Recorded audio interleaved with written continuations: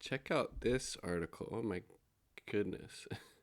It would be funny if it wasn't so disturbing and dystopian.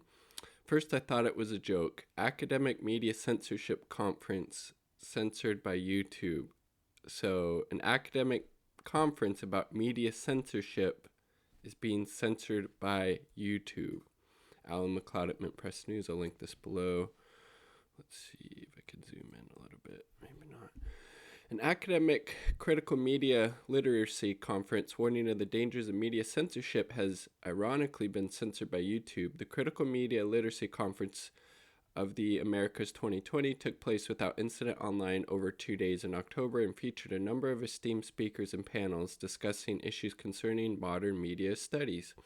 Weeks later, however, the entire video record of the conference, estimated at around 24 hours of material, disappeared from YouTube.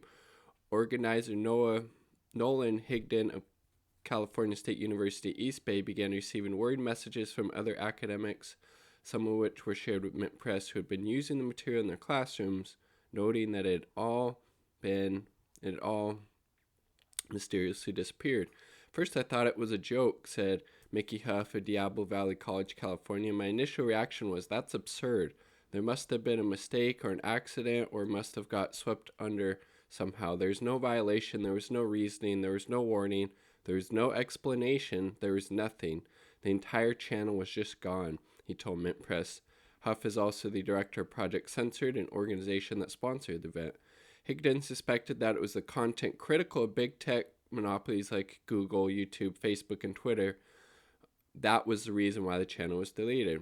Seems to make the most sense, obviously. Each video was a different panel, and every panel different people from other ones, so it's not like there was one theme or person or copyrighted content in all of your videos. This seems to be an attack on the conference, not a singular video, he said. This wasn't a keg party with Parler users.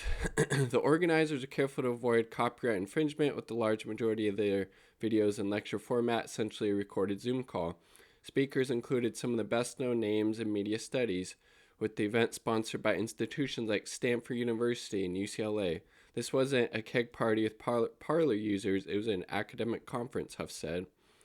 These are pioneering figures in critical media literacy scholarship. It's mind numbing that all of this was just disappeared from YouTube. The irony is writ large. This is part of a potentially algorithmic way of getting rid of more radical positions that criticize establishment media systems, including journalism. Higdon, too, suspected YouTube's action was politicized.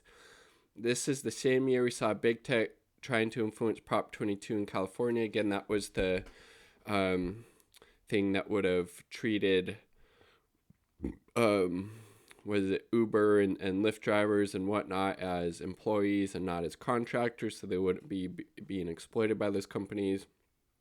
So I'm not too surprised that they would be aggressive with folks like us who are critical of media corporations. Organizers say they attempted to contact YouTube but not receive a reply.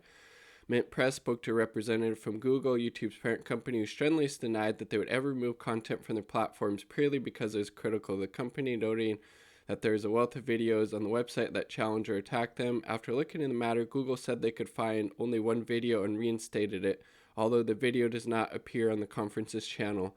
As for the hours of other footage, that remains an enigma to them, with no records of existence. Thus, it appears that there will be no closure or a definite answer to this mystery.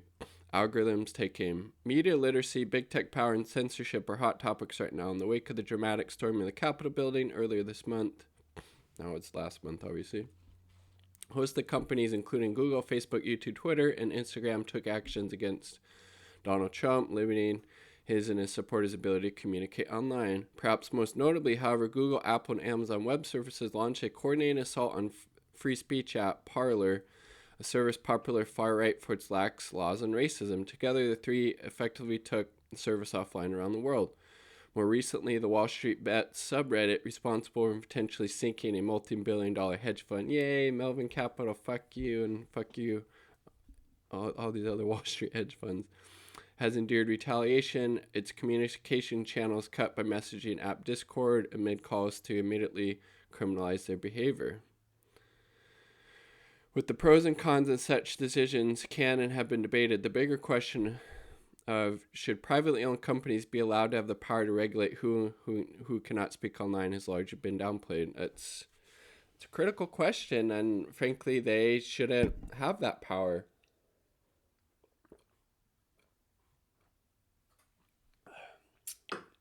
These big tech companies should be treated like private utilities.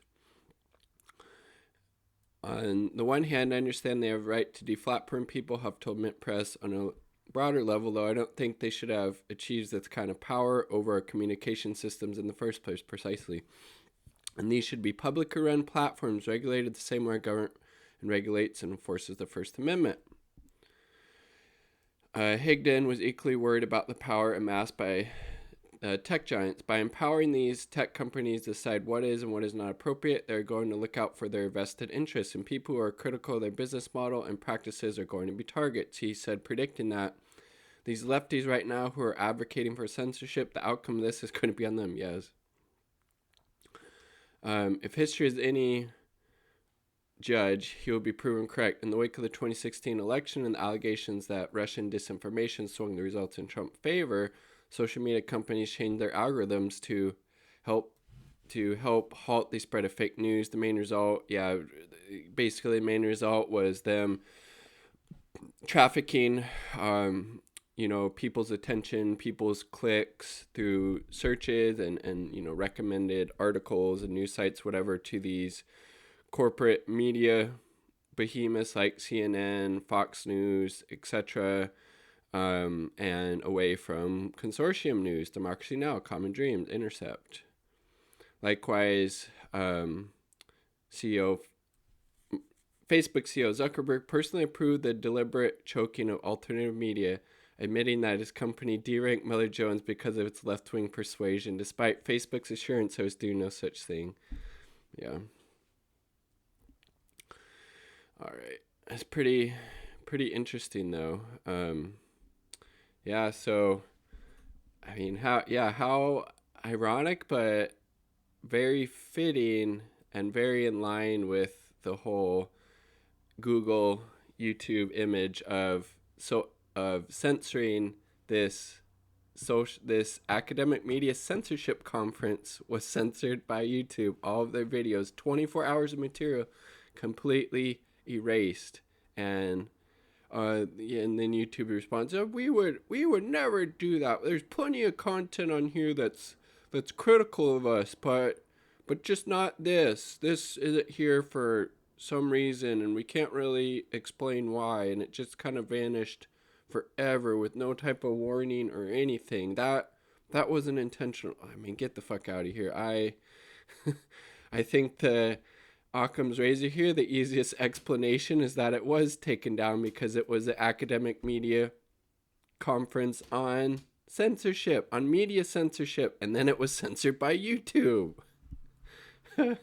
I tend to believe that, as opposed to it was just some honest mistake of Google's or YouTube's part. Fuck that. Fuck that. What are your thoughts? Leave them down below. Like the video if you like the damn video. Subscribe for more content. Peace. Much love. All power to the people.